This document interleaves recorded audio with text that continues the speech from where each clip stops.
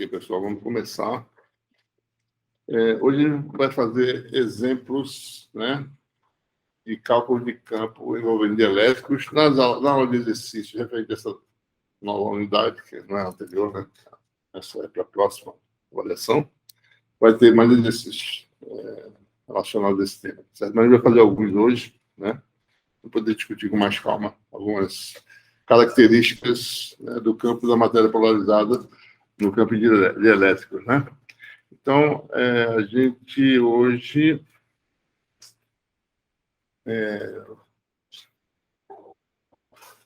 vai fazer alguns exemplos. Vai calcular o campo no interior da esfera polarizada, né?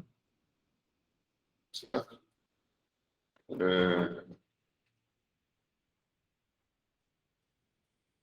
Vai ver especificamente um ponto da esfera. Ele vai fazer alguns comentários sobre as características de esferas, sejam elas dielétricas ou magnéticas, né? Pedaços semelhantes. Depois a gente vai fazer um exemplo, uma placa polarizada, como a gente calcula o campo, usando o conceito desse conceito de carga de polarização, né?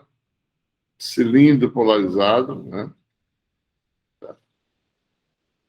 Vamos ver o que acontece no meio linear, como é que a energia varia num ciclo de esterese, certo? Para ver que é necessário suprir energia para se poder variar, né, o campo dentro do material não linear. Então, inerentemente, materiais desse tipo têm perdas, né? Perdas de esterese, né? E, finalmente, um exemplo envolvendo o meio linear homogêneo isotópico, ou seja, esfera em capa dielétrica. A gente vai fazer algumas considerações aí, certo? Bom, vamos considerar primeiro esse exemplo aqui, que você tem uma esfera polarizada uniformemente. Isso aqui é um exemplo de material ferroelétrico, né? Você polariza, tira o campo e retém a polarização. Tá? Então, ele está polarizado e quer saber, bom, qual é o campo dentro do material e fora. Não é muito simples calcular o campo fora. A gente não tem as ferramentas aqui para calcular. É possível calcular analiticamente, né? A gente vai calcular o campo no centro, né?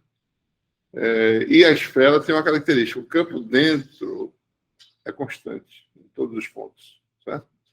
Então, eu vou calcular o campo no centro e só informo para vocês que esse resultado vai ser válido em qualquer ponto da esfera no interior, certo? Então, para uma esfera cuja polarização é P igual a P0 a Z, né, a densidade volumétrica de carga de polarização, ρB, que é o menos divergente de P, é zero, porque é para constante. Tá? Vou tirar esse negócio aqui.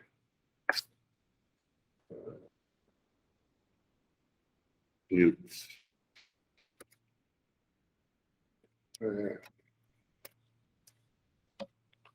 Então, a densidade de carga de polarização de volume é nula. E a de superfície, vamos ver aqui, certo?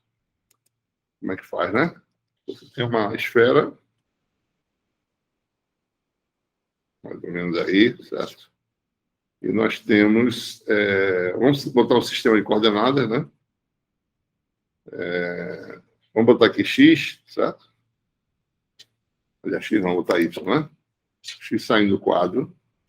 Vou botar assim, x está saindo do quadro. E z está nesse eixo aqui, certo? Eu posso definir do jeito que eu quiser, né? Eu estou botando o eixo z na mesma direção da polarização da esfera, certo? Então, se P é P0 a Z, né?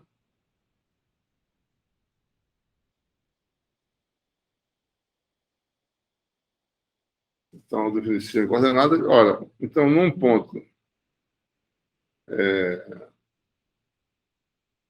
em que a linha radial, né, digamos assim, forma um ângulo θ com eixo Z, a normal que eu preciso, né, é igual a R.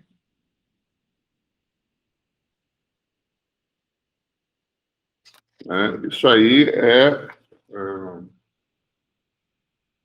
deixa eu ver, certo? Bota num cone, a normal tá, forma um ângulo θ com o eixo Z. Então, a densidade superficial de carga de polarização, OBS, é P escalar normal, né? Certo? Então, você vai ter, isso aqui vai dar P0, AZ escalar R.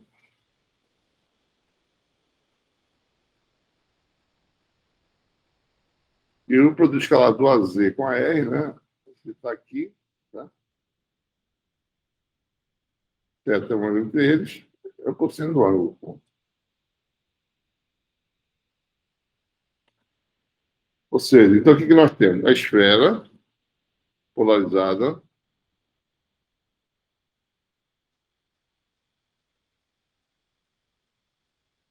é equivalente, né? Uma densidade volumétrica de carga de polarização nula, uma densidade superficial de carga de polarização igual a P0 cosseno θ, aonde? No vácuo. Você tira a esfera, coloca no lugar essa esfera equivalente, certo? Né? Não apaga não, né? Bom, essa esfera equivalente, que agora você tirou a esfera, né? E colocou no lugar o vácuo. O vácuo fora, o vácuo dentro, e aqui em cima você tem a densidade de polarização varia, né? Ela é positiva, digamos assim, pesada para cima. Cosseno θ para θ igual a 0 é 1, para θ igual a π sobre 2 é 0, para θ igual a π vale menos 1. Então, você vai ter uma densidade de carga variável na superfície de cima. Aqui muda o sinal, aqui não tem carga, certo? Aí passa para negativo embaixo. Variável, né? Atinge o máximo, né? E saindo do polo norte-sul, ela vai diminuindo até mudar de sinal. A função densidade de carga especial é a função cosseno, certo?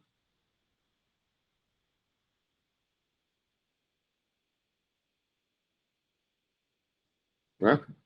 Ou seja, a densidade de carga é positiva, é variável. Π sobre 2 é zero, forma-se negativa, em θ igual a π. Tem a mesma quantidade de carga nessa região em relação a essa. Né? No hemisfério superior tem uma carga total positiva. Tem que integrar essa função, né, na área. Na parte de baixo tem que integrar essa função na área. E dá o zero resultado total. Né? Mas tem efeito elétrico. Né? Olha, essas linhas de campo aqui saem daqui e vêm para cá. Certo? É isso que acontece, né? Sai daqui e vem para cá. E vem por dentro também. Só que por fora é curva. São linhas curvas. Por dentro são linhas retas. O campo é uniforme, como eu falei para vocês, já antecipei, vai dar um resultado do campo constante aqui dentro. O campo vai ser o campo só na direção Z. Especificamente, vamos calcular o campo no centro da esfera. Certo? Então, o que nós temos? A esfera virou uma distribuição de cargas, como se fossem cargas tradicionais, e o campo elétrico pode ser calculado direto para essa distribuição de cargas. O campo elétrico tem a contribuição do volume, que é zero, mas a contribuição de superfície, que vai ser a integral na superfície de carga, que é uma superfície fechada, né? R igual a A, de elemento de área A2 de ômega, né? Elemento de área em esféricas, de sigma, né? É A2 de ômega, na área, certo? Você vai ter o termo em cima, X, vou botar aqui, essa forma que eu colocamos no ponto X menos X', sobre 4π0, x menos x' ao cubo. Daí aparece também, esqueci, né? A densidade superficial de carga de polarização, que é a função de θ. Né? Nesse exemplo aqui, certo? O ponto de observação é o centro da esfera. Né? Então aqui você tem x igual a zero. Né?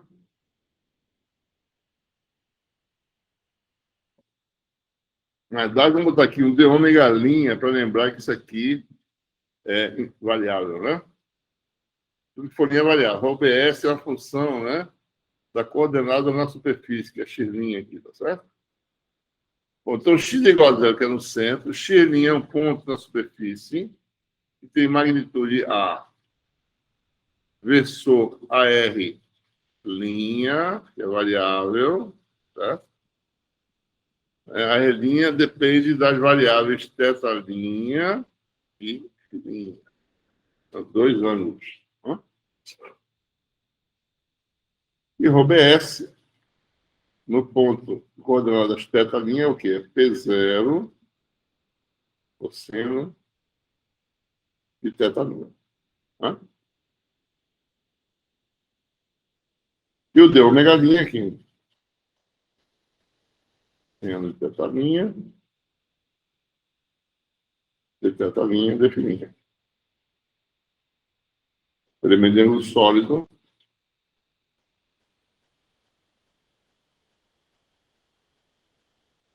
Então vamos lá. X não vai estar presente, certo? X corta. Né? X' a R'. Então aparece um A3 aqui, né? Aqui não tem X. Isso aqui se transforma em módulo de chinelo cubo que dá A ao cubo. Então observe, né? Esse A3 com esse A3 vai cancelar. Pode ter epsilon zero sai. Fica um menos lá de fora. Tá?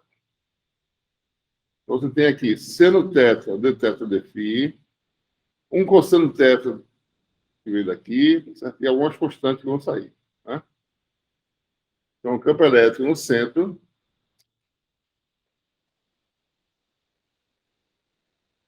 Vou dar uma cor diferente aqui. No centro, onde é zero. Né? É igual a P0, menos, né? Tem um menos, P0 sobre 4π epsilon zero. Integral em φ de 0 a 2π, ou em θ de 0 a π. Tá?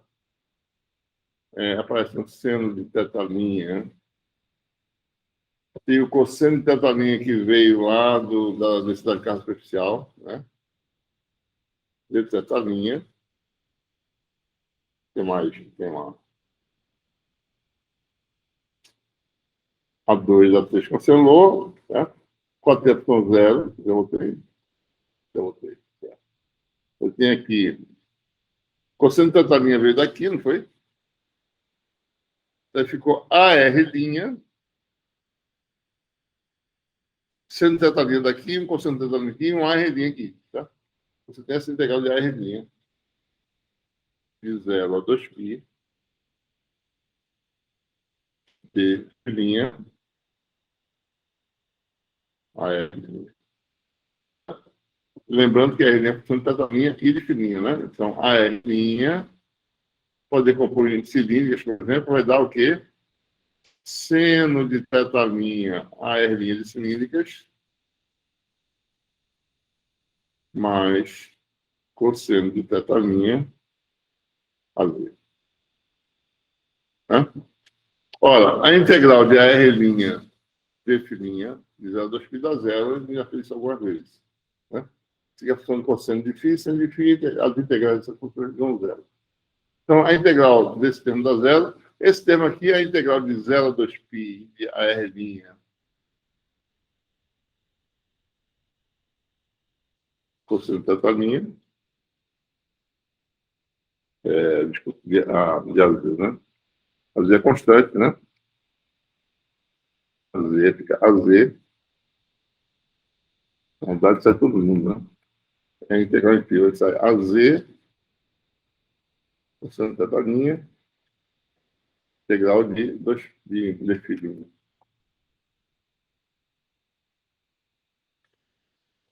Então, vai dar o quê? 2π AZ. Tá? Esses dois cancelam, né? AZ sai da integral. Você tem que P0AZ é o vetor de polarização. Tá? Então, é 0 vale menos P0AZ, que é P sobre 2ε0, daí fica agora o resultado. Esse cosseno dessa linha fica aqui, cosseno ao quadrado.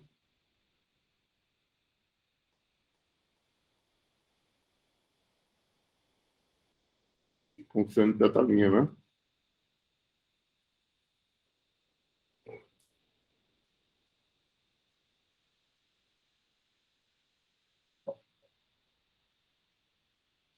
Olha lá. Cosseno ao quadrado é U, seno ao quadrado é seno, cadê U, né? Então vai dar a derivada do cosseno é menos seno, na verdade. Então vai dar um menos cosseno ao cubo sobre 3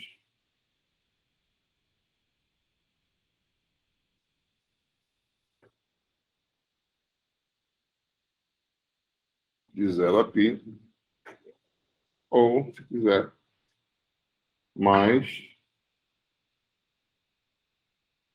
de π até 0.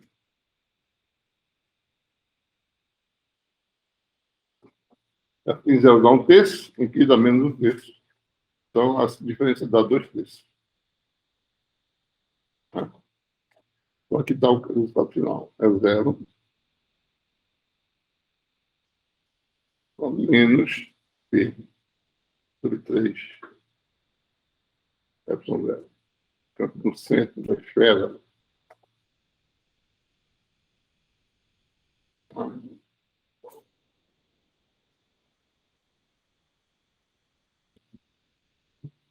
Como eu falei, esse resultado é válido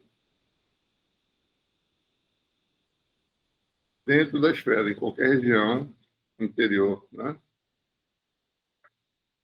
Uma esfera uniformemente polarizada exibe um campo interno também uniformemente, campo uniforme, né? E aponta para onde? Para baixo. Eu falei, né? Naquele naquela época está para baixo, ponto sentido menos E, e é uniforme.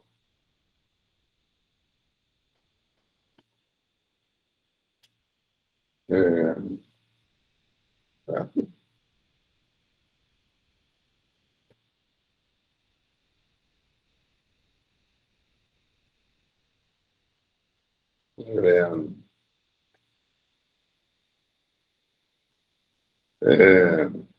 Então, aqui você tem a esfera polarizada, né?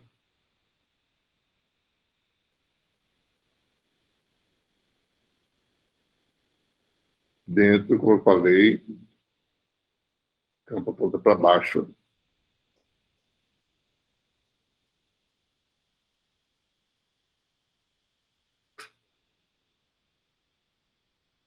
Mas tem um resultado interessante, tá? E o campo fora, na região exterior,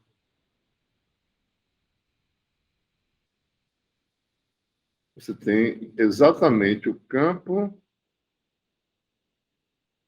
de um dipolo. Você calcular o campo exterior, você vai dar exatamente a expressão do campo de um dipolo por uniforme. É como se tivesse um dipolo aqui na origem. Tá? Para o exterior, é como tudo se passa como se tivesse um dipolozinho aqui, ó, no centro. E o campo fora é aquela expressão assintótica do campo. Certo? Então, aqui fora, o campo vai ter esse comportamento. As linhas de campo são as linhas que teriam se você tivesse um dipolo aqui, certo? Né?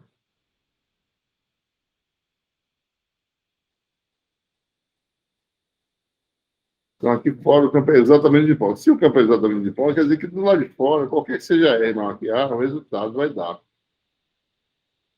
É igual a 1 sobre 4π0 R3.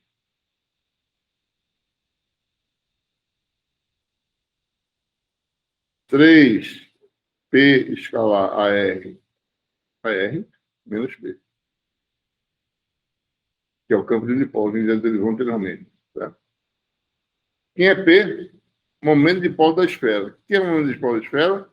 É a integral de volume da polarização. Só que a polarização uniforme vai dar P vezes 4/3.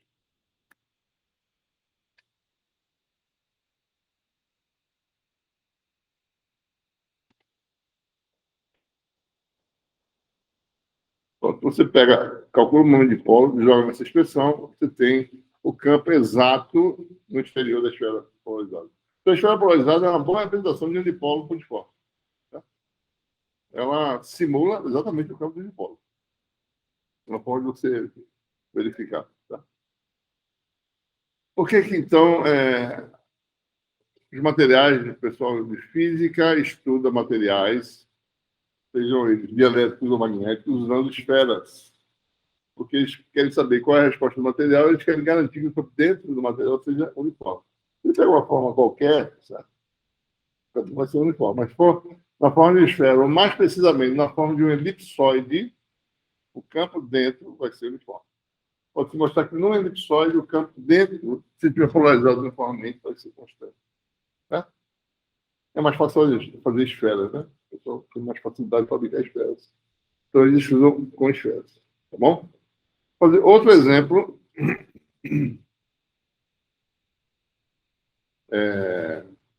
Segundo exemplo aqui. Vamos considerar uma placa polarizada. Mais um exemplo de um material ferroelétrico em que a polarização é constante. Não é um material linear, que eu tenho um epsilon, né? Tem uma polarização do material.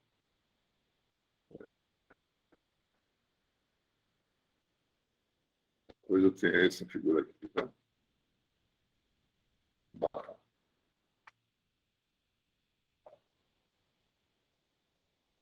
Vou a cor dela, vou lá, a cor. Bom, deixa ela assim mesmo, certo? Muito branco, né? Tudo bem. Então, eu tenho aqui uma placa infinitamente extensa em 2 dimensões e com tamanho infinito aí, sabe? Digamos que a altura dela seja H, né?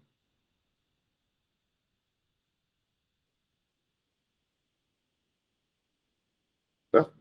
E você tem aí uma placa com polarização uniforme na direção ortogonal aos planos. Digamos que essa placa está polarizada, né, para cima.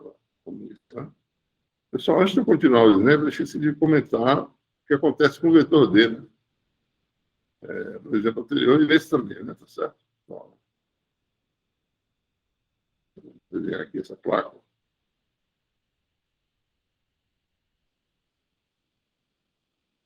Mas só. Deixa eu fazer uma observação aqui.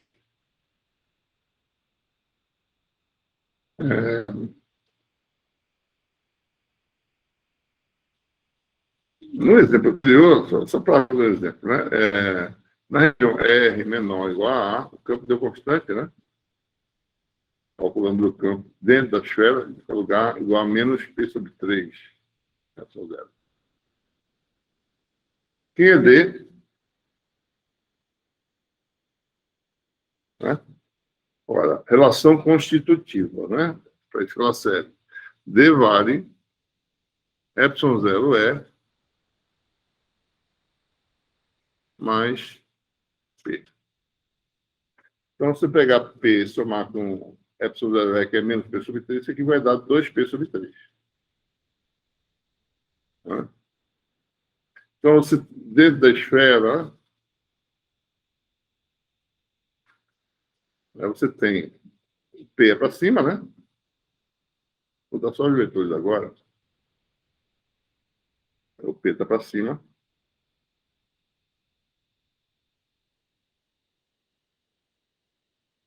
O E está para baixo. Vou só representativo aqui. É, né? E o D está para cima também. Tá? O D. Vou botar o D aqui do lado. Né? O D e o E não são. Não tem o mesmo sentido, né? O D está para cima e o E está para baixo. Não tem carga livre nesse problema, mas existe o vetor densidade de fluxo. Tá? Ele não é uma réplica de E, ele só é uma réplica de E do lado de fora. que aqui é vácuo, né? Aqui não tem polarização. Aqui fora, o de fora é ε0E, certo? E eles estão na mesma direção. O D também faz aquelas linhas curvas que eu falei. Mas dentro não, está para cima, para baixo, dentro está para cima. Né? Então, você vê, o material não linear, né? Então, D não é uma réplica de S, tá? Pode, inclusive, estar em sentido oposto ao próprio S. Tá?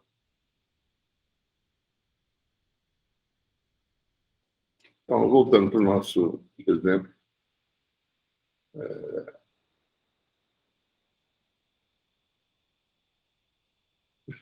Cadê a minha placa, hein? Vou preparar. Já sumiu? Ah, não, está aqui embaixo. Então, você tem aí uma placa polarizada, né? Digamos que o eixo Z seja para cima, qualquer lugar, certo? P, dentro da placa é P0AZ, do lado de fora é vácuo. A gente quer saber quem é o campo dentro e fora. Né? Aqui é vácuo, certo? Esse é o problema que, quando a polarização é constante, a gente usa o conceito de carga de polarização. Mais uma vez, no volume, a densidade, no volume do material, né? Densidade de carga de polarização, de carga ligada, divergente de P constante, a derivada da zero. Não tem carga de volume, polarização. E na superfície você tem a projeção de P para fora, né? Do volume, certo? Ele é sempre para fora. Né? Vou botar aqui o sistema de coordenadas, tá certo? Vamos botar aqui. Botar aqui. Aqui ó, é o plano de simetria, digamos assim. Tá? Né? Vou prolongar aqui, certo? Tá? Aqui é Z igual a zero, então aqui seria Z igual a H sobre 2. E aqui seria Z igual a menos H sobre 2. Tá?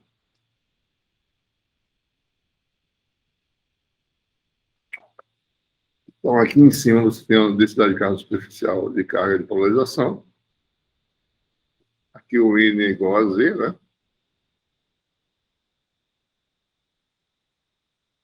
E na superfície de baixo tem uma outra densidade, N igual a menos a Z. Né? Olha, então, na superfície Z igual a H sobre 2,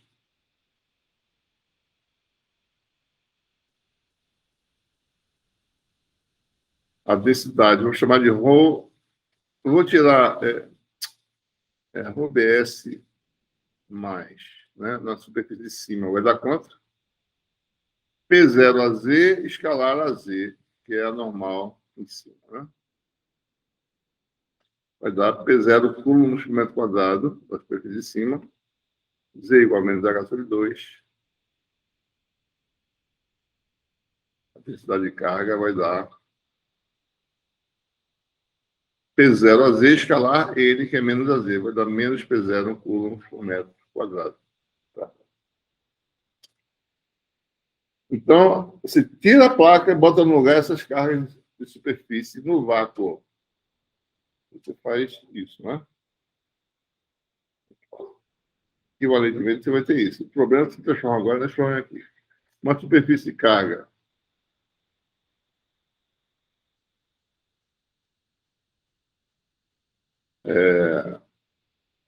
em Z igual a H sobre 2, uma outra em Z igual a menos H sobre 2.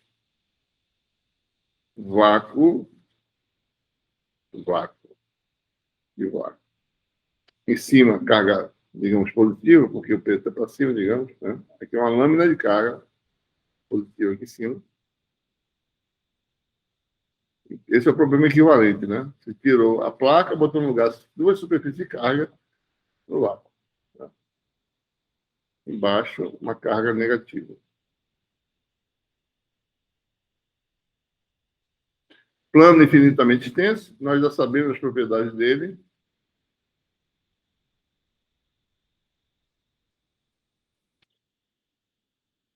Então, a gente pode aqui fazer por desenho mesmo, tá certo? O campo placa positiva tem esse comportamento aqui, né? Se afastando do plano.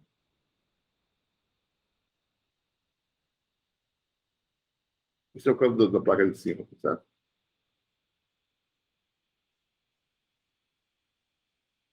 E assim por diante, né? Uniforme em todo espaço. Nós sabemos a expressão, mas estou só desenhando assim a orientação do campo. Na placa de baixo, o campo está chegando nas cargas negativas. Né? Esse aqui é o campo da placa negativa. Certo?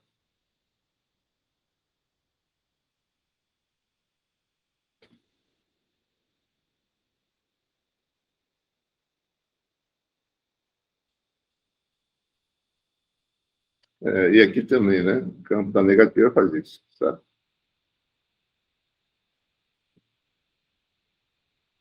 Ora, qual é a magnitude desses campos? Né? Ou é mais a magnitude só, tá? Vou botar só as magnitudes para a gente ver, porque já sabe que é as direções, né? O E mais é a densidade de carga de superfície sobre 2 epsilon zero. Já calculou, né? Acima é para cima, abaixo é para baixo, mas o valor, a magnitude é... E o ρS vale P0, tá? P0 sobre 2 epsilon zero. Vou botar assim, ó, a magnitude, para ficar mais específico, tá? Isso aqui é na direção Z também. E a magnitude do campo da placa negativa é também, né? P0 sobre 2 epsilon zero, só que chegando, tá? A densidade de carga é a mesma, né? Então, a magnitude são iguais, não é isso? Resultado, cancelamento aqui, que se cancelam, nessa região acima da placa, da parte da superfície de cima da placa, né? Se cancelam aqui também, porque estão em sentidos opostos, tá? E se reforçam entre as placas. Se reforçam dando um resultado que é o dobro de um deles, certo? Então, na região módulo de Z menor ou igual a H sobre 2, o campo vale, vetorialmente agora falando, menos P sobre 2 epsilon zero, menos P sobre 2 epsilon zero, menos P sobre epsilon zero, vetor. Sentido oposto ao campo P. Né? Para modo de Z maior que H sobre 2, não tem campo.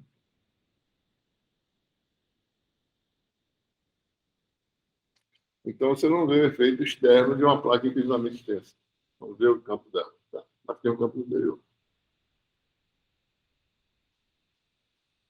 Haveria um efeito se ela fosse finita, tá? Você vai ter a linha de campo vazando e vindo abaixo, por fora também. Que nem na esfera. Tá? Olha, e quem é o vetor D? O D vale quanto? Bom, fora é igual a zero, D igual a epsilon zero R, tá? Então, D, na região módulo de Z maior que H sobre 2, eu vou botar já aqui, D igual a zero, porque é igual a zero, né? Na região módulo de Z menor que H sobre 2, menor ou igual, D vale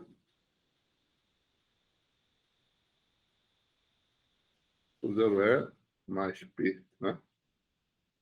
Ora, epsilon zero E dá menos P com P dá zero. Então, esse é outro exemplo interessante, né? Tem campo elétrico dentro da placa, tem campo elétrico nulo, não tem campo elétrico lá de fora, é igual a zero, certo?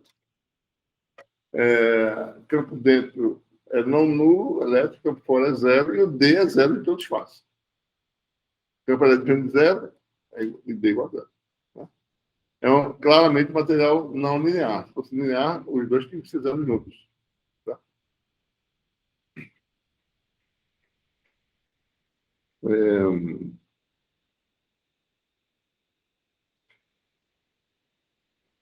Mais um exemplo.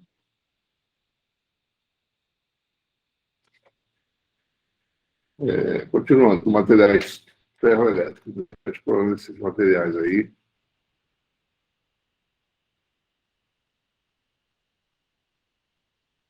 Vou fazer isso aqui.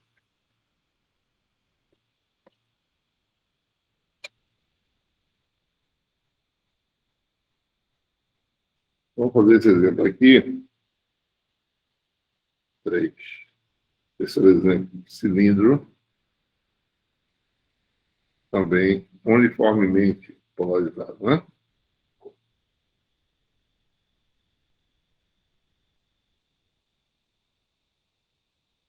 É, os senhores têm um cilindro agora. Eu fiz uma placa, eu falei sobre a placa, já calculei o potencial. Agora eu vou pegar um cilindro tamanho finito e ver o que acontece. Tá? Deixa eu ver como é que eu defino a cor desse. Talvez seja isso. Deixa eu ver, fazer um teste aqui. É sempre branco, né?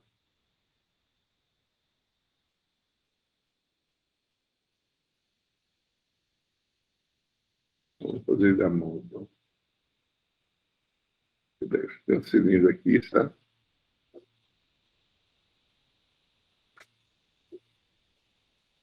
Mais ou menos. Ah, aqui deixa eu ver. É, aqui intersecta plano XY, mais ou menos.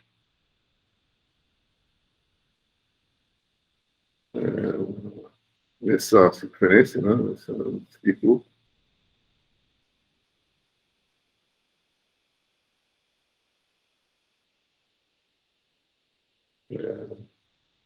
A altura do cilindro é H, então isso equivale a H sobre 2, essa coordenada aqui nessa tampa, e equivale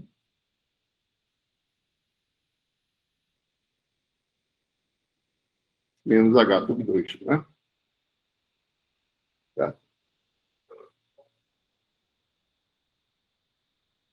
Então, o que nós temos aí?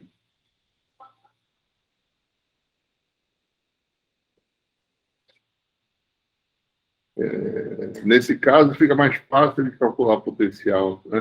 Mas a gente tem aqui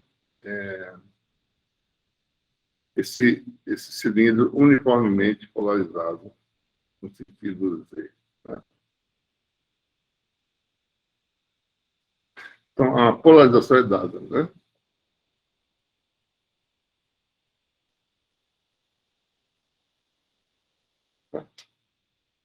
Vai ficar fácil, porque a necessidade de volume vai dar nula, né? É constante, né? Então, temos que calcular o campo dentro e fora do cilindro. Em qualquer lugar do eixo Z, tá? Não em qualquer lugar do espaço, porque é meio difícil, mas no eixo Z dá para calcular. Tá? Então, vamos calcular no eixo Z e vamos substituir pelas cargas equivalentes. Fora é vácuo, né? Então, ele quer calcular o efeito elétrico no eixo Z. Então, bom, ρB é zero, M dividido de P, e ρBS é P normal, né? P escalar, a normal para fora, né? Então, mais uma vez, em Z igual a H sobre 2, temos um valor ρBS igual a mais P0, né? Constante. Em Z igual a menos H sobre 2, ρBS igual a menos P0. Né? Então, você tem aí esse cilindro é equivalente a dois discos de carga carregados no vácuo. Então, você tem aí agora o equivalente, né? Dois discos de carga, certo? No vácuo, separados de uma altura H, né? O disco de cima é um disco positivamente carregado, né?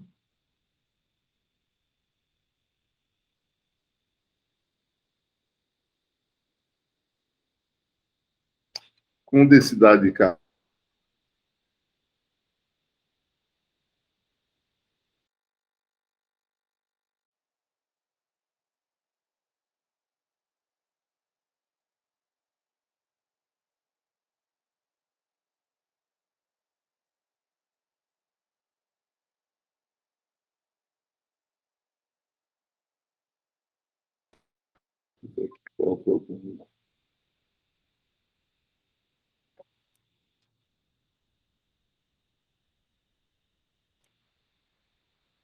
Quando faz isso, né? Ele simplesmente para de funcionar. Acontece aleatoriamente, né? Uma vez, para outra semana, ela não voltou.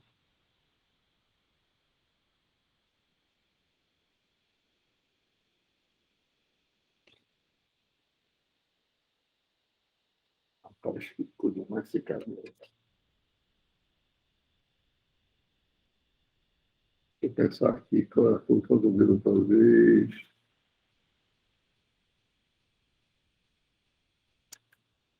Um minutinho, pessoal.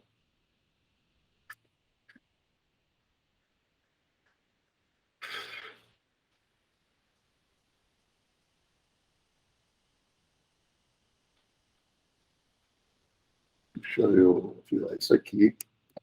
Pode ser que isso funcione. Quem sabe? Liga ele.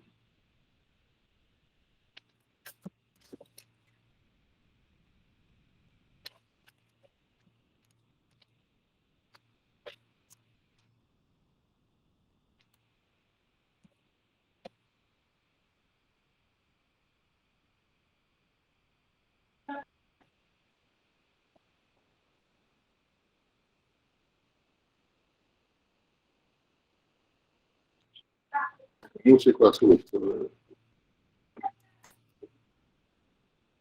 De jeito nenhum. Vou tentar ver alguma coisa aqui.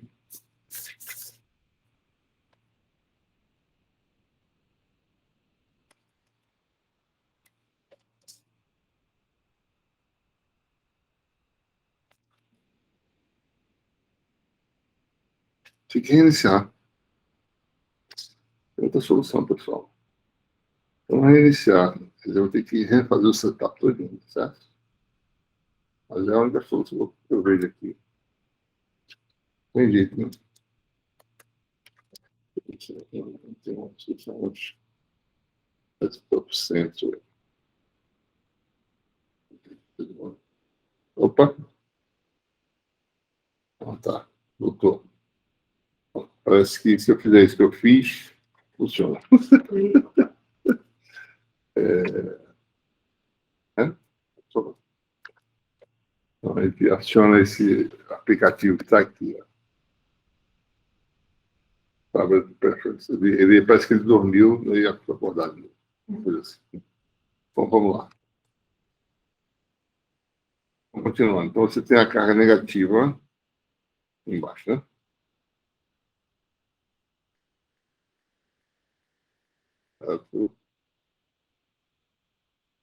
Foi até mais rápido, parece.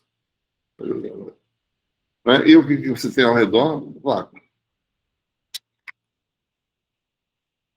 É lugar, certo? Dois discos de carga.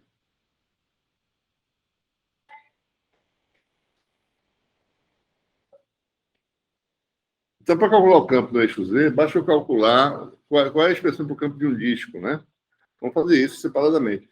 E é mais fácil calcular o potencial, porque nós sabemos que esse caso aqui, potencial no eixo Z é uma função de Z, né? E o campo vai ser. Nós sabemos também que o campo do eixo Z está na direção Z, né? Então, esse campo do eixo Z, o campo é menos gradiente de φ, né? E especificamente no eixo Z, né? O campo só tem componente de Z. Se ele não tivesse, eu não poderia fazer isso que eu vou fazer, certo? Eu sei que foi a função de Z, então define Z. Né? E a componente de Z vale a componente Z desse vetor, que é menos. Vou botar a derivada total porque a gente vai ter uma dependência em φ só em Z, certo? Define Z. O campo o potencial, né, pela distribuição de cargas de superfície, é dado por integral de superfície, elemento de área, densidade superficial de carga sobre 4πε0 módulo de x menos x'. Essa expressão escalar que é mais fácil de calcular do que o campo direto. Né? O campo teria aqui um vetor aqui em cima e módulo outro aqui embaixo. O potencial é dado pela expressão. Qual que é o potencial? Depois calculo o quadrado. Tá? Olha, mas eu não vou calcular do jeito que está aqui, vou calcular para um disco só e depois usar o resultado para calcular quando o disco estiver na posição H sobre 2 e somar com o potencial quando o disco estiver na posição menos H sobre 2. É mais fácil. Vou pegar um disco no plano Z igual a zero, calcular o campo desse disco, depois transladar o disco e calcular o campo não potencial. Né? A gente calcula o campo E, depois faz a derivada, depois a gente faz a modificação necessária. Então vamos lá.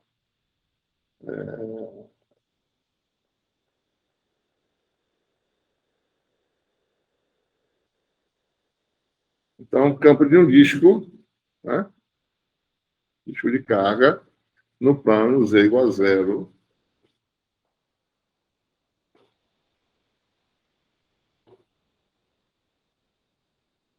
E supõe que esse disco tem uma densidade de carga ρS, né? Independentemente de no eixo Z, certo? Então, isso que a gente quer fazer. Tá? Então, o canal potencial vai ser Q, né? Se a densidade é ρS,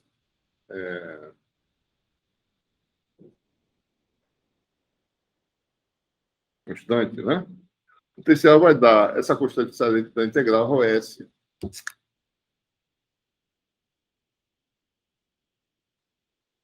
ρS sobre 4π0, integral de superfície nessa superfície aqui, né? Vou aqui um de sigma linha. ρS sigma linha sobre 4π0, daí você tem embaixo x menos x'. Bom, tem que definir aqui o elemento de área.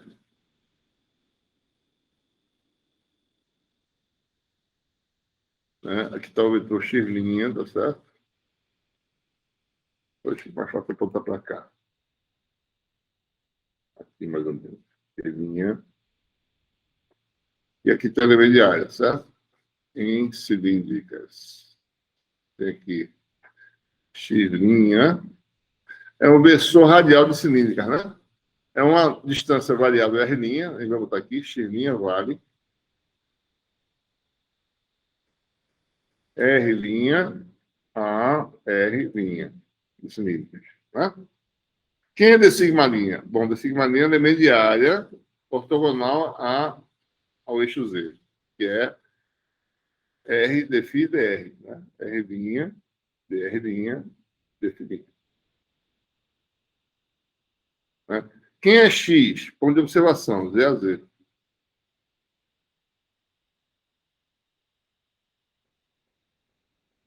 Tá? Então, você tem módulo de x menos x', primeira coisa de calcular. Vai dar vetores ortogonais aqui, ó. As R' ortogonais dá quadrado primeiro, quadrado segundo, raiz quadrado. Vai dar R' ao quadrado.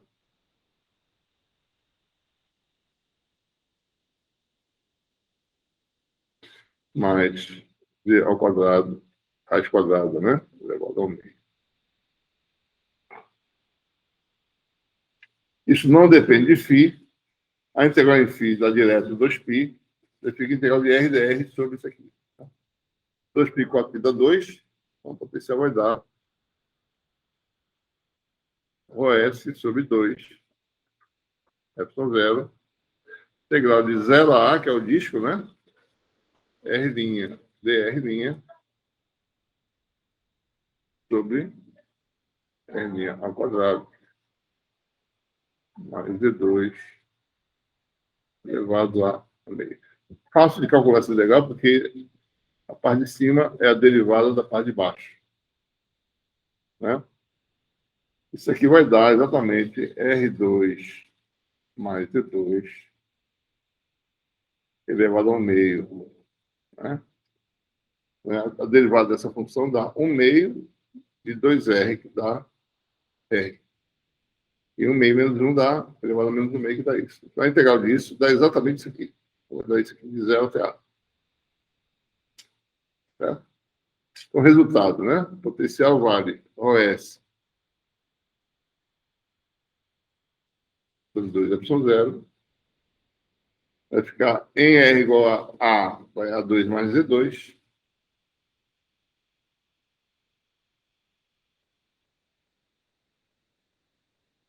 Em R igual a zero, dá Z2 elevado ao meio. Só que isso aqui é positivo. Então, você tem que garantir que essa raiz quadrada é positiva.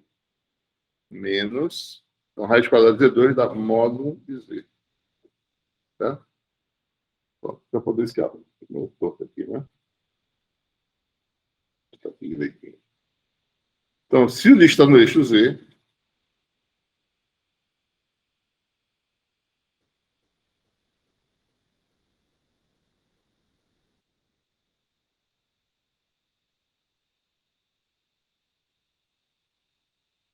certo? É o resultado. Aí você calcula o campo elétrico de um disco, né? O campo elétrico de um disco dá quanto? Menos dφ dz. Aqui é o meio, né? Velocidade de OS. Então, chamar de EZ mesmo, né? EZ vai ser menos dφ dz. Então, aqui vai dar menos OS sobre 2 ε0. Derivada disso aqui vai dar quanto, né? 1 meio de 2z sobre a raiz quadrada disso. 1 meio de 2z que vai dar z sobre A2 mais E2 ao meio. E a derivada do módulo? Bom, se z é maior que zero, vai dar 1. Se z é menor que zero, dá menos 1. Né? Porque módulo z é menos z, dá menos 1. Então, isso aqui vai dar menos... Você pode botar assim, né? Z sobre módulo de z. Ou 1 menos z, né? Se é positivo, dá 1. Se é negativo, dá 1. É constante, mas é 1 ou é menos 1. Vou pôr z do campo elétrico. Tá? Bom, então nós temos os resultados aí. Eu posso ainda modificar aqui e trocar a posição, né? Botar isso aqui na frente. Tá? Vou botar aqui. O EZ vai dar isso aqui, expressão por ele. ROS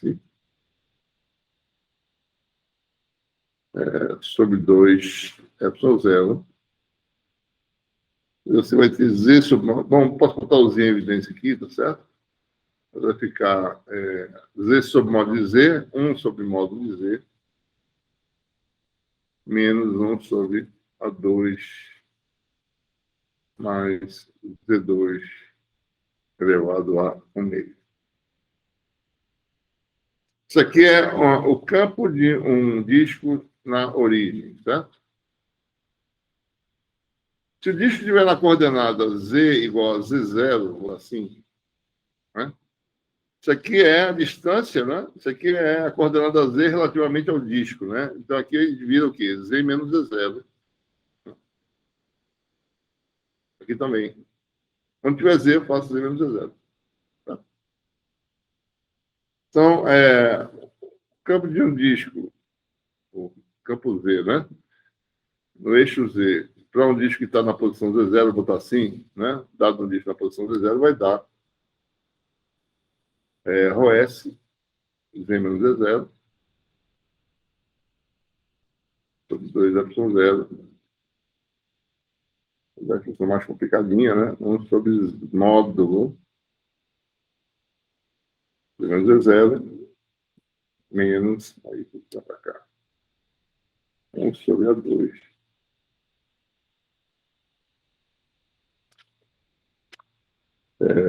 Mais, né? Z menos Z0 ao quadrado, elevado ao meio. Vai fazer aqui que é assim, né? Perfeito aqui. Tá?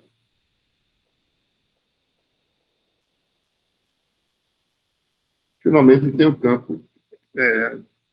Então, você quer calcular o campo elétrico em todo espaço, o EZ, né? Chamar de linha, tá certo? Só para diferenciar do campo finalmente, que o campo final é a soma do campo do dois discos, né? Então, o EZ vai ser o E'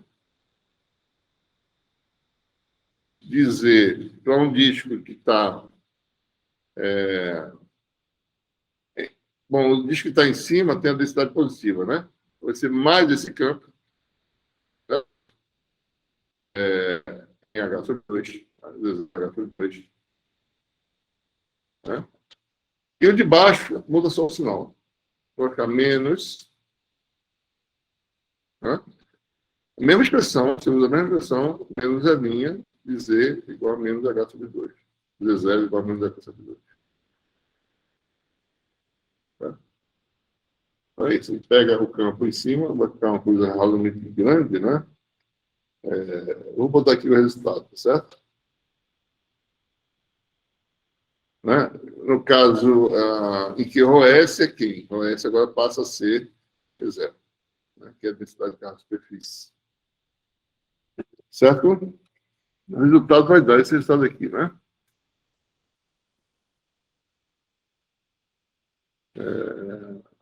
Vai dar esse resultado aqui.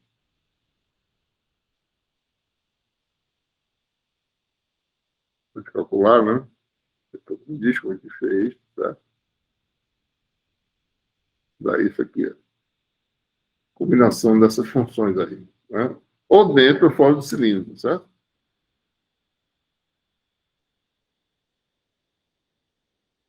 Né? O campo da placa de cima, Z menos H. Da placa de baixo, Z mais H, tem um menos aqui na frente. Tá? E aí você pode calcular. Acima da tampa, você pode mudar a função módulo. Z maior que H sobre 2. Isso aqui fica isso aqui mesmo, tá certo? Pode combinar as coisas e ver o que está no resultado. Né? Então, especificamente no centro do cilindro, o que acontece? Vou dar uma ideia. Né? Z igual a zero, tá certo? Esses termos são iguais, né? Você tem um reforço aqui, ó, menos H sobre 2, com menos H sobre 2, as duas vezes da H, né? H, e embaixo da H sobre 2 vai dar um 2 que cancela, fica 1. O segundo termo, aqui fica termos iguais, menos H sobre 2 com menos da mais, menos H sobre 2 com menos da mais, você tem uma soma, dá duas vezes H sobre 2, que dá H. H2 mais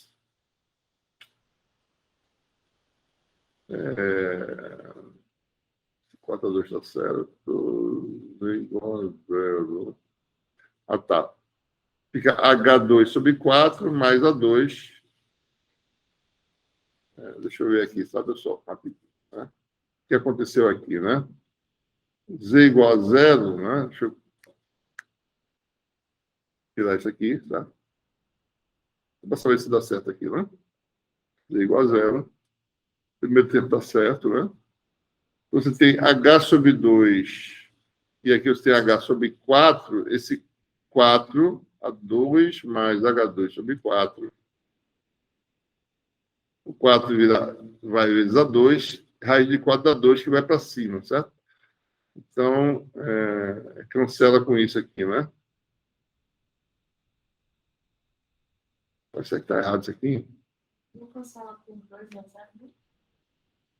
Tem o 2 é a opção zero, tá certo. É isso. Né? Então, vem um 2, cancela com esse 2, mas é duas vezes, cancela com esse 2, dá o número 1, certo? É exatamente isso, tá certo. Está correto. Esse é o resultado no centro, né? E você pode calcular o D também, né? D no centro.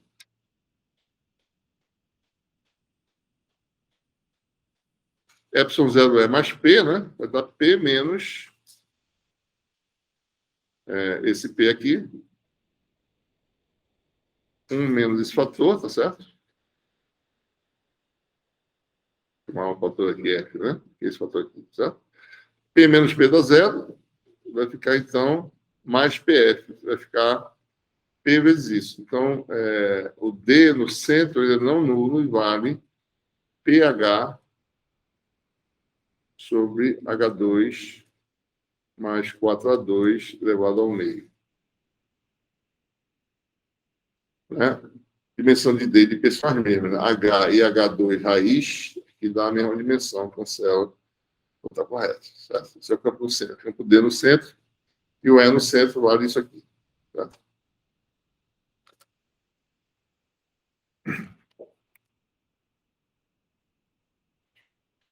Ok.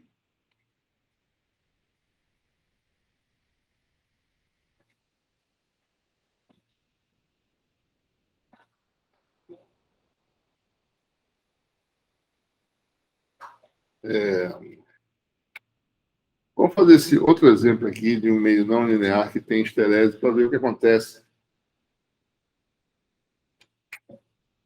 quando externamente pega o campo elétrico e varia entre dois pontos. Você tem o campo inicial, reduz esse campo para o valor mínimo, depois aumenta ele de volta para o valor inicial. O que acontece com isso? Um meio que tem a esterese, certo? Vamos supor que você tem um meio com essa propriedade aqui, né? Em que a polarização é uma função do campo elétrico não linear e tem essa esterese, já foi polarizada e nós temos essa. Toda vez que eu vario o campo entre dois extremos, eu fico dentro desse laço aqui, certo? Então a pergunta é: como é que varia a energia se eu venho daqui, valor inicial, né? Venho para cá, nesse valor, o campo elétrico aplicado é 2, certo? Aí venho, reduzo o campo até o extremo, valor negativo é 1, certo?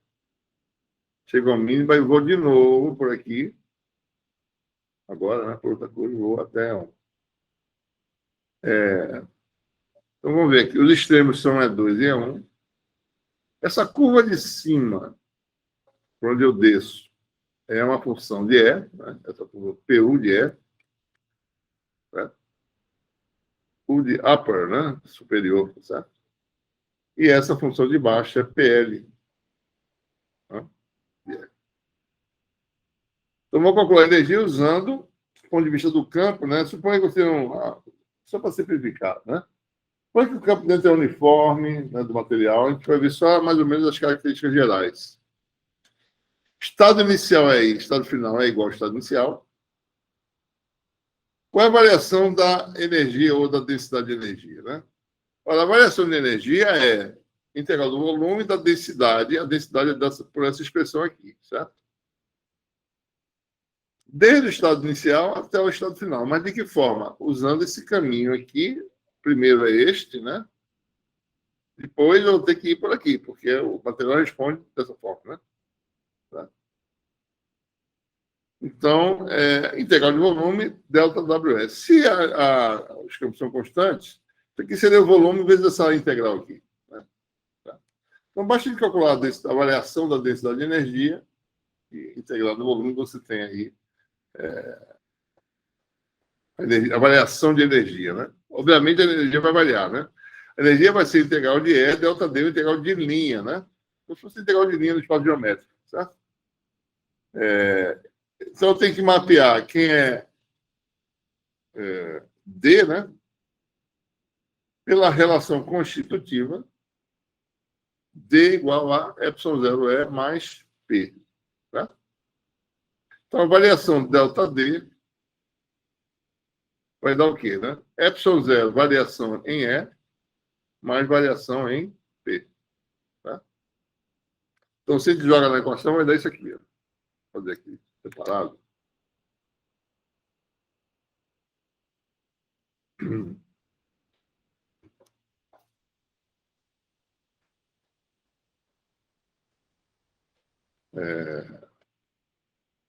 Então, você tem aí que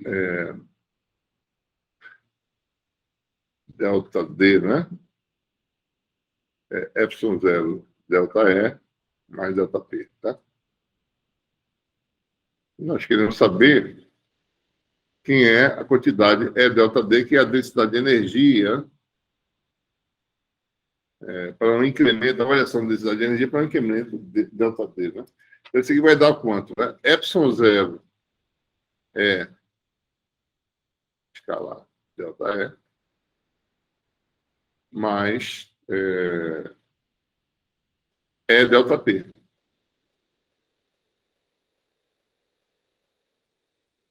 Certo? Daí eu vou integrar isso aqui num caminho fechado, né? Em que I e F são iguais, tá certo? E coincide com o ponto inicial, é um caminho fechado, né? Segundo o laço de Esterese. Isso aqui vai dar essa integral aqui.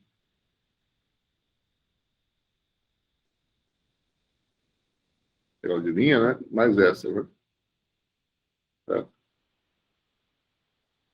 Olha, essa integral aqui é 2 sobre 2. A integral aqui, né? Essa aqui. Vai dar 2 magnitude sobre 2.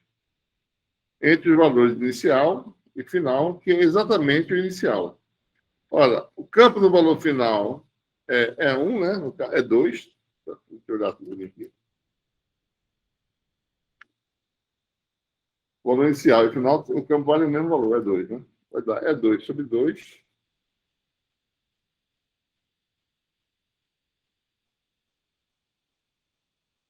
Menos o valor inicial, que também é 2 ao quadrado. Dá 0. Né? Essa integral tem circulação, digamos assim, 0. Tá? Então, falta calcular essa aqui. É ΔP, né? Olha, a integral de E ΔP vai dar o quê, né? Bom, vai dar integral sobre esse caminho de cima de E2. Bom,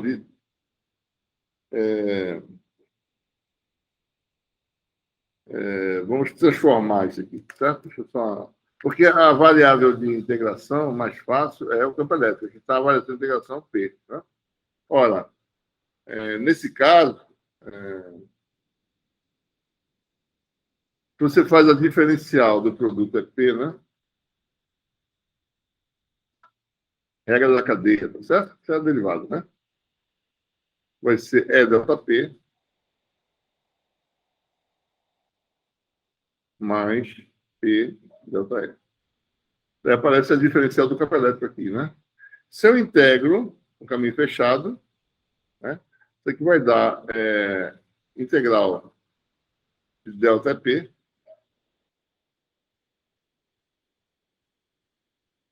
né? Menos integral de P delta E. Tá? Né?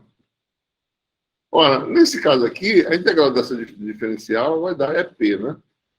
No valor inicial vai dar E2 P do lado, vai dar E2 desse P aqui correspondente, tá? No valor inicial. No valor final vai dar de novo E2 e o P correspondente. Isso dá 0. Tá? Essa aqui dá 0. Tá? Então, essa integral aqui pode ser transformada em menos integral de P delta E. Tá? Então, a variação da densidade de energia pode ser calculada como sendo menos a integral de P delta E. Tá? Isso, na realidade, é a variação da densidade de energia, dado pequeno aqui, certo? E vamos calcular agora, né? Então, como é que a gente calcula essa integral? No caminho fechado. Você vem aqui, ó. Você vai de... é a variável de integração, certo? Então, a integral de E2 até E1. Né? Dá menos. Integral de E2 até E1, segundo a curva de cima. A curva de cima, a função P é PU de E. Né? Essa integral aqui, PU de E. Eu vou tirar o E aqui, tá certo? PU de E. Né? Os vetores são colineares, certo? Então, isso aqui dá para escalar, já dá direto aqui, para escalar, né? Mas aqui tem um menos na frente, certo? Mais integral de, agora de E1 até E2, segundo a curva de baixo.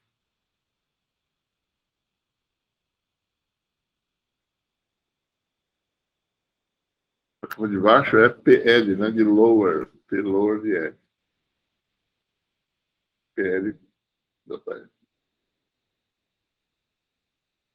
Né? Vamos ordenar, né? As duas no mesmo sentido de crescimento, certo? De E1 até E2. Olha, essa aqui está ao contrário. Então, isso aqui eu vou trocar a posição, botar um sinal na frente, tá certo? Menos. Né? Pega esse menos e joga fora. Do lado de fora. Então, aqui fica menos. E aqui fora fica mais. E agora você tem E1 até E2. Ambas as integrais são no mesmo limite. Eu posso juntar as duas curvas, vai dar quanto? Delta, variação de densidade de energia, vai dar integral de E1 até E2 de PU menos PL, né? Delta E. Essa é a integral que tem que calcular, tá? É o resultado que a gente obtém, né? O que é isso aqui, né? Olha, é simplesmente PU menos PL é essa altura, delta E, isso aqui é a área desse retângulozinho, ou seja, a integral daqui até aqui, desses elementos de área, que vai dar a área desse ciclo de esterese, né? Essa área aqui, tá? Que a gente obtém. Então, a variação de energia num ciclo é proporcional à área positiva, tá? Então, o campo está exercendo, né, trabalho para você mover um ciclo. Quando você faz isso, lá do campo, né, a energia está... você tem que dar energia, né? Porque a energia aumentou, certo? Então, essa energia vai ser gasta. No que se chama perda de esterese. O campo tem que suprir energia, né? Toda vez que você vai no ciclo, a energia tem que ser cedida pelo campo. Então, o campo tem que dar uma quantidade de energia positiva. Essa quantidade de energia positiva não fica aumentando definitivamente, ela vai ser dissipada no material. Então, por isso que aparecem as perdas de estresse. Então, aqui é uma clara ilustração, né? Que o resultado é proporcional, né, à área, né, do ciclo. Né? Tá? Então, esse fato aqui diz que, né, você tem que suprir energia para completar cada ciclo. Você tem um campo variado no tempo, que é no caso do frequência 60 Hz, você tem essas perdas nos transformadores, né? Se estiverem esterese significativa. Então, o que é importante para você reduzir a perda de esterese? É você fazer esse tipo de... Você usa materiais que tenham características. Você não pode evitar, né? Esses materiais são importantes. Mas você pode, pelo menos, tentar fazer que o material tenha a característica em que as duas coisas são muito próximas, tá certo? Né? Tem que ser bem estreito. Porque a diferença entre as duas coisas é pequena. Como a área é pequena, né? Ou assim, certo? Como a área é pequena, você vai ter pouca perda de esterese. Né? Você faz esse tipo de material. Você tem pouca esterese.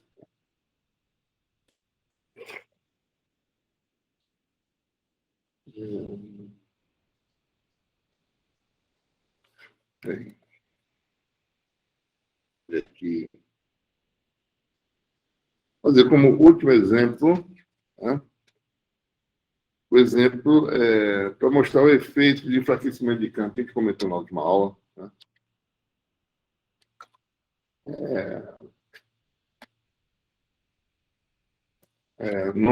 Num dielétrico linear, né? Onde você tem aí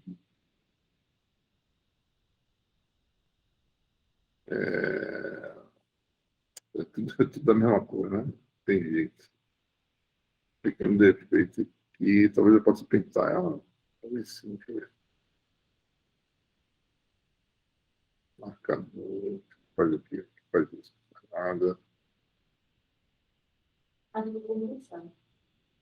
O pincel é melhor, pronto. Vou botar uma cor de pincel aqui, laranja, tá?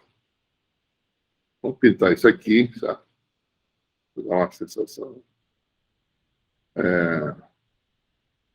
Você tem aqui essa esfera, não passa disso, né? Fica fraquinho. Tá?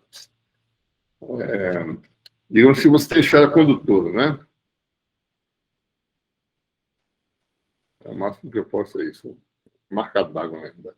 Bom, você tem esfera condutora, e do lado de fora, você tem um dielétrico. Vamos dizer que o dielétrico é verde, tá certo? Então, você tem o dielétrico.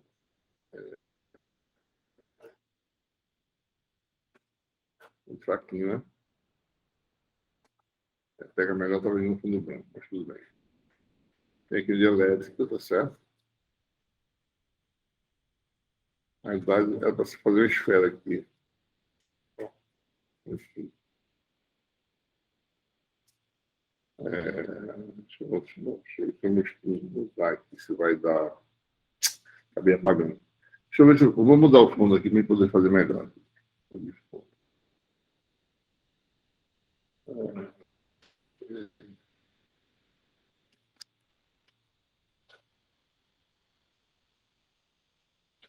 E aqui, esfera, esse daqui. Bom, vou fazer só fora. Fazer uma outra aqui fora.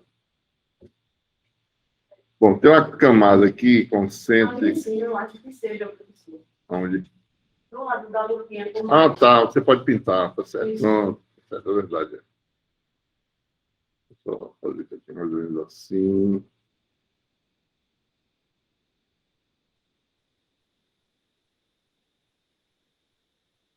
Aí ele pode ordenar também. Vou botar aqui na frente. Esse aqui deleta. Aqui está. Não tem jeito de pegar os dois, né? Pode pegar os dois. Aí bota assim. Bota aqui mais menos. Bota aqui, certo? Quando eu preencher isso aqui com. Esse aqui é condutor, certo? Essa outra, ela é um dielétrico, digamos assim, azul, né? Pronto. Mais fácil, né? Então, você tem aí.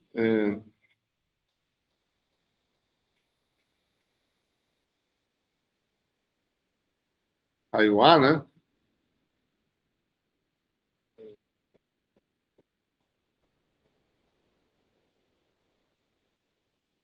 Raio A. Esfera condutora, tá certo? Isso aqui é o condutor perfeito, não tem campo no interior. Tá? E aqui você tem o material de raio entre A e B, você vai ter uma capa elétrica de permissividade épsilon. Bom, agora eu estou dizendo um problema diferente. O meio é linear, homogêneo, isotrópico, estou dizendo que esse material é caracterizado por épsilon, ou seja, D igual a épsilon é no material, na capa de elétrica, né? Tá? Aqui você tem campo zero, nós já sabemos disso, no condutor, né? Depois a gente vai ver com calma isso no capítulo 4, mas vamos acreditar nisso. Isso aqui é vácuo. Né? Bom, vamos calcular o campo usando lei de Gauss. Certo? Suponha que você tem uma densidade artificial de carga constante.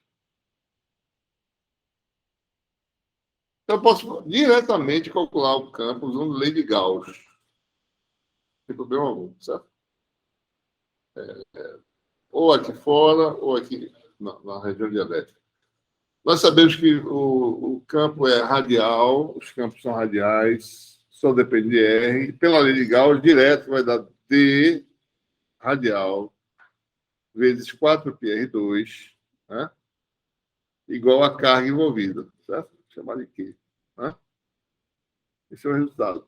Então, na região A menor ou igual a R menor ou igual a B, que é no dielétrico, o D vale a carga envolvida, que é ρS vezes 4πa2, sobre 4πr2. Vai dar que é K a 2 sobre R2. Radial, né? Fácil, certo? Do lado de fora, mesma coisa. A carga envolvida é Q, a mesma carga, certo? Então, isso aqui vale também para R maior ou igual a B, que é a expressão a mesma. Né? Então, D vale essa expressão. E o campo elétrico, bom, aí depende, né? É radial. Na região R menor ou igual a maior ou igual a menor ou igual a B, D igual a epsilon E, certo? Então, E vai ser isso sobre epsilon.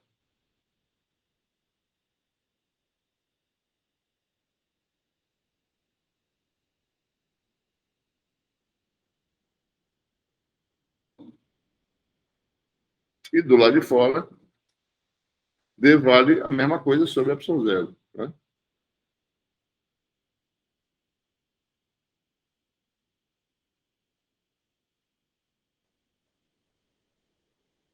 Só que essa função agora é descontínua, né? Ou é radial descontínua em R igual a.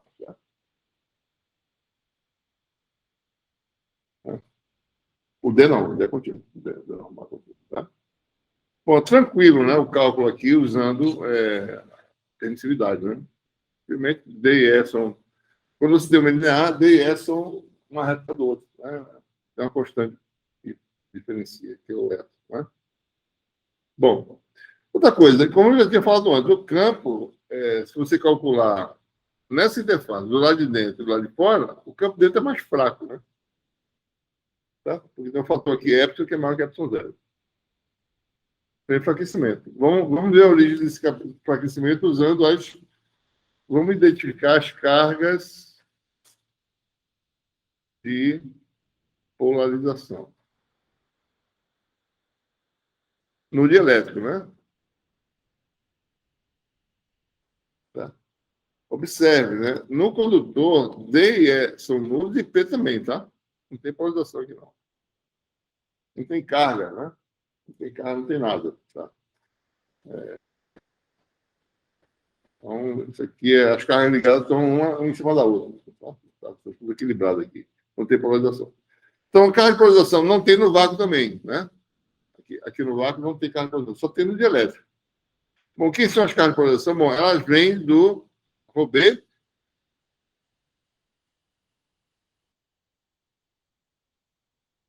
e ρBS.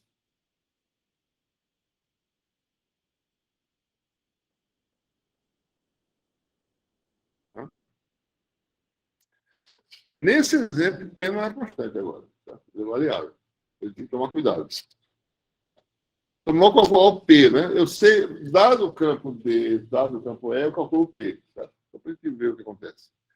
D igual a ε0 E mais P no dielétrico e, ao mesmo tempo, D igual a epsilon E, né? Ou seja, E igual a D sobre epsilon. Né? Então, D vale no dielétrico, né? Epsilon é melhor, né? Desculpa. D igual a epsilon 0 é. Aqui está o E, tá certo? Tá. Epsilon 0 sobre epsilon D mais P. Então você tem o P, certo? P vale 1 menos epsilon 0 sobre epsilon vezes D. Então, sabendo D no dielétrico, que eu sei, né? Posso usar o E também, né? Mas sabendo D, eu calculo o P. Né? Bom, mas uma coisa que eu quero saber é quem é divergente de P. E P não é constante agora. Divergente de P vale 1 menos epsilon 0 sobre epsilon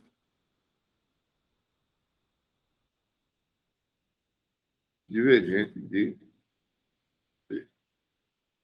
Ora, no dielétrico, quem é divergente de D aqui nessa região azul? Ó, divergente de D, nós sabemos das equações de Maxwell, né? Divergente de D é quem? Densidade de cargas livres. Tá? Tem carga livre aqui no plástico, no dielétrico?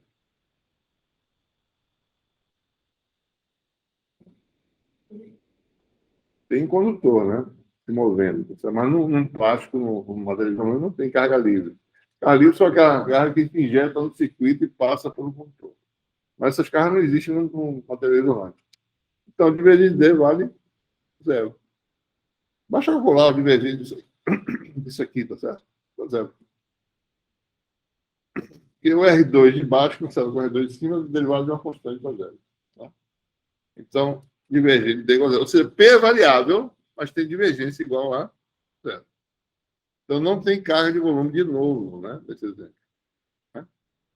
Vamos identificar as cargas de superfície, que estão nas superfícies de fronteira do elétrico.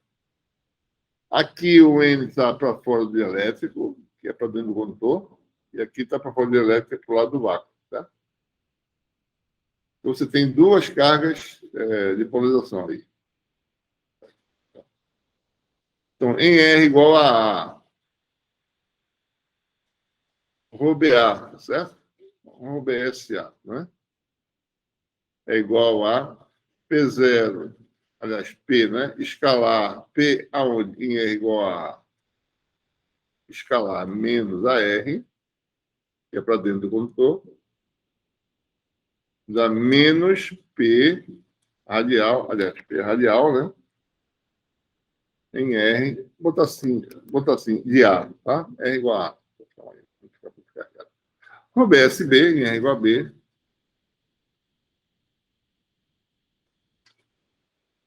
é igual a PR em R igual a B. Certo? Então, olhando a expressão aqui, ó. Aqui está o P. Ó. Então, o PR é 1 menos ε0 sobre ε de radial, e, por sua vez, vale a carga ou a densidade de carga A2 sobre R2, né? É a função P, certo? Então, em R igual a A, isso aqui dá 1, né? Então, ρ BSA vale 1 menos ε0 sobre ε, que é o número positivo, tá certo? 1 menos ε0 sobre ε, isso aqui é menor que 1, dá positivo vezes K, em R igual a B.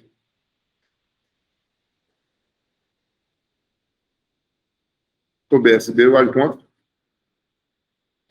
Vale R igual a B, né? Só um detalhe, tem um menos aqui, né, pessoal? Eu esqueci. Menos, né? É menos P radial. Tá? Tá aqui, ó. Esqueci aqui. Em R igual a B dá mais P radial. Dá 1 menos ε0 sobre ε. R igual a B, vai dar A2 sobre B2. Tá?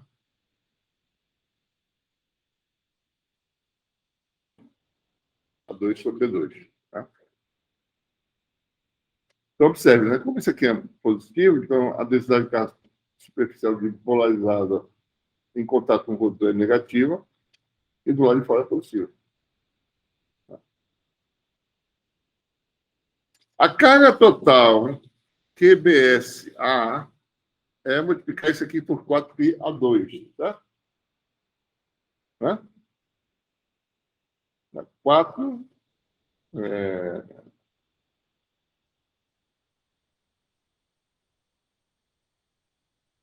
4π, 4K π A2 vezes essa fração aí. Menos, na realidade, né? Menos.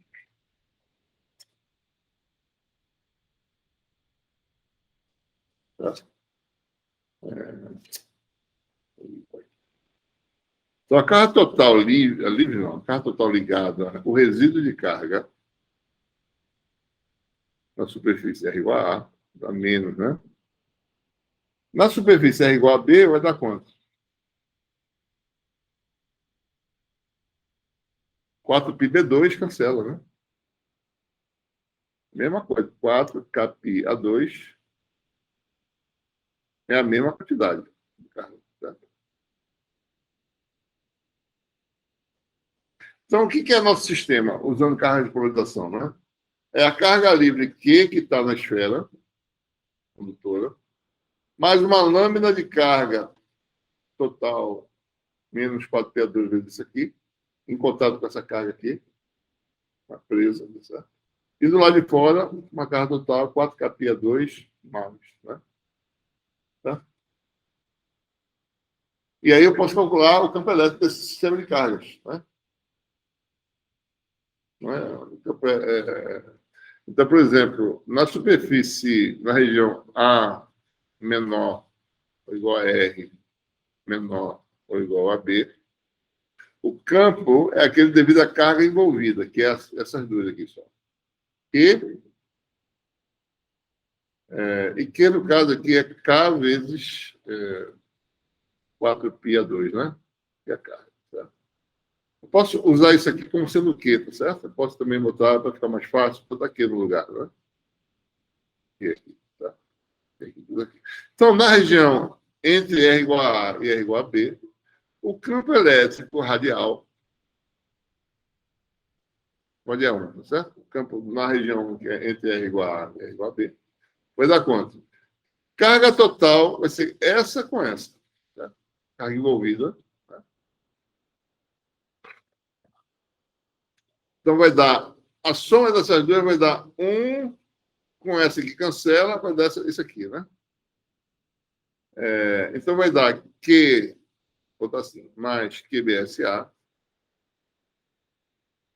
sobre quem? 4π. Onde é que estão essas cargas? Qual é o meio de dimensão delas? Quando eu substituo?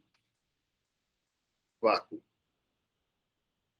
Tirou o isolante, deixou o condutor, deixou só as cargas. Né? Então, sobre 4π ε0, que é a permissividade do vácuo, R2. Quanto é que dá isso aqui? Q mais QBSA vai dar quantos? Esse Q com esse Q cancela, vai ficar mais Q ε0 sobre ε0 cancela, vai dar Q sobre εR2. Né? Se R é maior que B,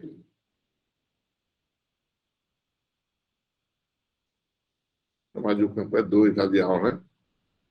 Vai dar Q mais QBSA mais QBSB sobre, de novo, ε0 embaixo. ε0 R2. Ora, isso aqui cancela com isso.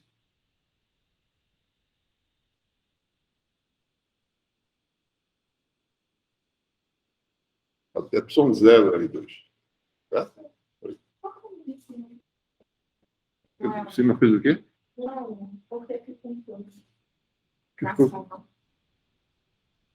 Repete, por favor, não entendi. Na soma aqui, na QBSA.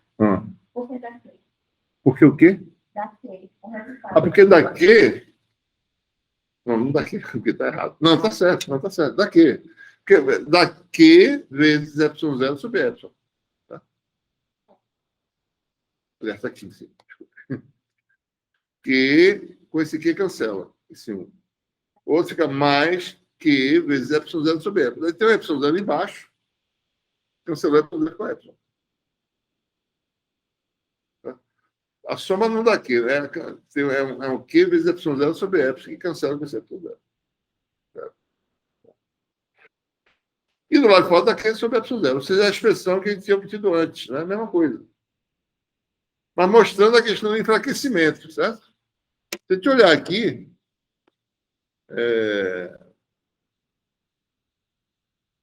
como é que se comporta o efeito, né, das cargas de polarização, é esse aqui. Ó. Aqui, agora eu vou mostrar aqui. Isso aqui foi calculado, esse aqui é o resultado, certo? O que acontece dentro, né? Tem aqui a esfera condutora, certo? Aqui, cortei aqui para mostrar melhor. Aqui está a região de elétrica.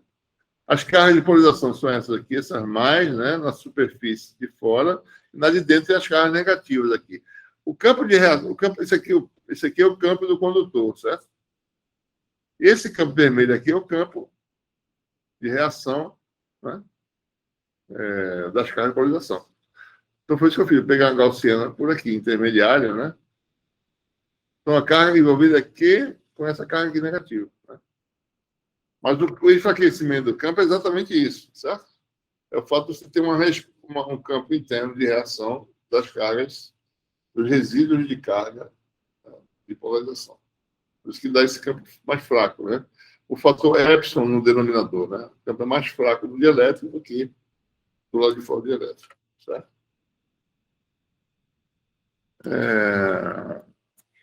Ok, pessoal? Então, acho que era isso que a gente tinha para falar hoje, né?